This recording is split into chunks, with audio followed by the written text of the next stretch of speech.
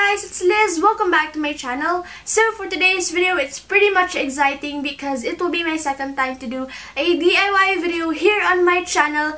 So yung gagawin ko is DIY facial mask. So gustong-gusto ko talaga gumawa ng sarili kong facial mask kasi hindi naman grabe talaga yung pagka-sensitive ng skin ko.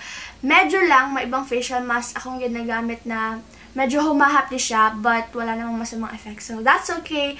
But yung ingredients na gagamitan natin ngayon is for sure safe naman talaga kasi nag-search ako sa Google kung ano yung mas magandang gamitin. And, yeah, yun yung gagamitan natin ngayon. So, without further ado, let's hop in right into the video. Okay, so ito yung mga compressed facial mask na gagamitin ko. You can buy this one sa Daiso, pero sa akin kasi nabili ko to sa Watsons. Kasi bumili ako nung Top O spray something. Tapos, nasa loob na din siya. But you can also use this one, yung nasa haul ko.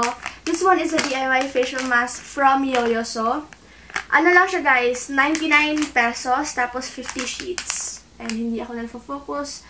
But hopefully, nag-focus siya sa mask. Ayan, 99 pesos lang. There you go.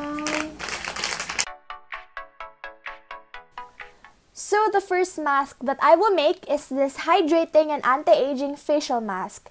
You will need water, honey, and rosehip seed oil. Honey adds moisture to our skin, while rosehip seed oil is perfect for treating aging skin, and it is also full of vitamins and fatty acids.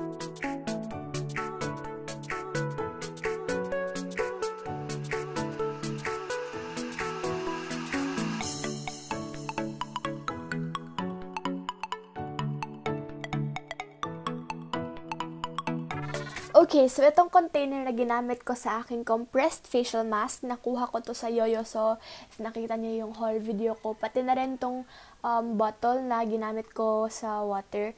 It's for 99 pesos only and set na siya.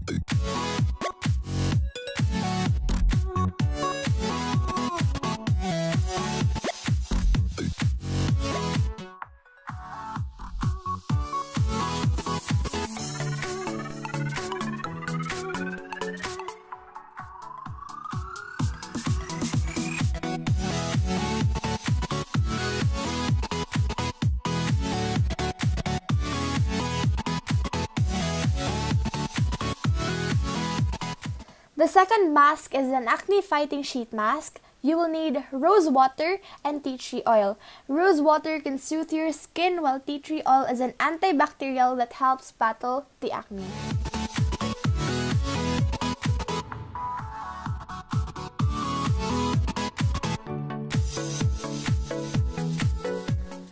So, itong second facial mask, guys, medyo mahapdi siya sa skin since it has tea tree oil.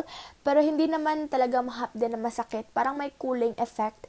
Tapos, kailangan konti lang talaga yung ilalagay natin. And it is also pricey. I got the tea tree oil sa Healthy Options for 575. So, kailangan maliit lang talaga yung ilalagay natin.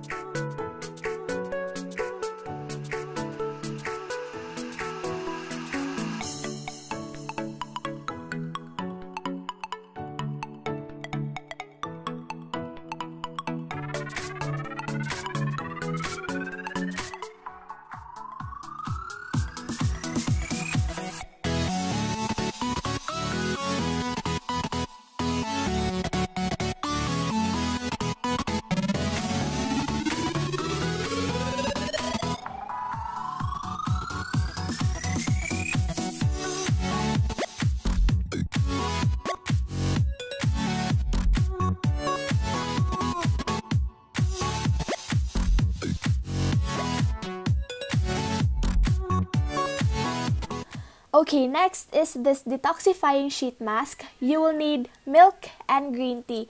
Pwede din kayong maglagay ng oats if gusto nyo. Pero since wala akong oats, so hindi na lang muna ako gagamit nun. Pero milk and green tea are both antioxidant that will make your skin smooth and supple.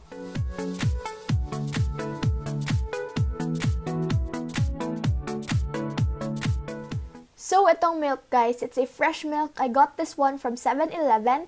And ito namang green tea sa Lipton to. Gumamit lang kayo ng kahit anong brand, basta green tea lang siya.